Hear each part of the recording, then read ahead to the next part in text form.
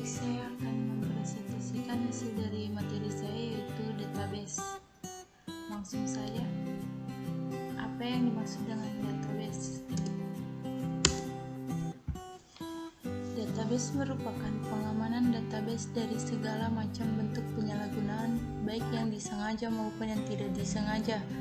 Penyalahgunaan dapat berupa penyerangan sistem database yang berasal dari pihak luar dengan maksud yang tidak baik, menggunakan sistem database untuk kepentingan pribadi dari salah satu pihak terkait yang berwenang untuk mengelola sistem database tersebut.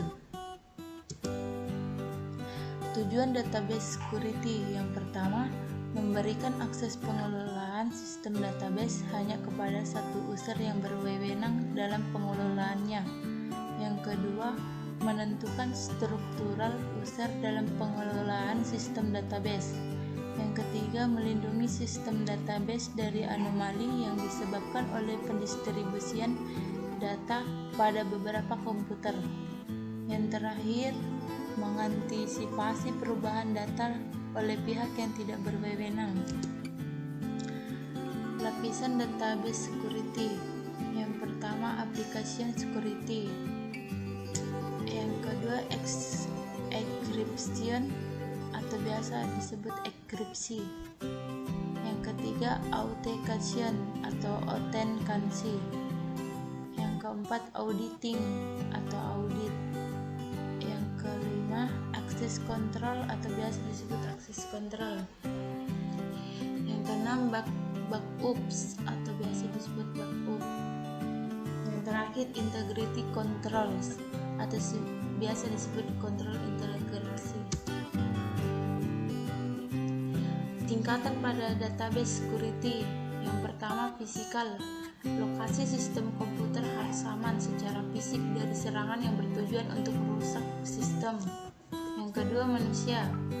Akses user terhadap sistem database harus dikontrol secara penuh untuk mengantisipasi penyalahgunaan sistem. Yang ketiga, sistem operasi. Sistem operasi ini yang sesuai standar akan memberikan keamanan lebih baik. Hal ini dikarenakan hampir seluruh jaringan sistem database menggunakan akses jarak jauh dan sangat besar kemungkinan untuk penyalahgunaan akses dari pihak yang tidak memiliki wewenang. Yang terakhir, sistem database pengaturan hak user yang baik. Ancaman pada database security. Yang pertama, interruption. Interruption ini adalah pengertian dari sementara. Jadi secara umum, interruption merupakan gangguan yang mengacu pada situasi di mana layanan atau data tidak tersedia. Yang kedua, interception, yaitu pihak yang tidak mempunyai wewenang, merupakan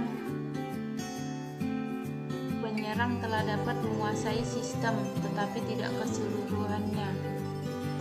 Sedangkan modification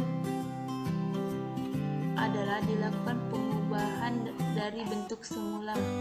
Yang terakhir adalah fabrication, yaitu penyerang telah menyisipkan objek palsu di dalam sistem target.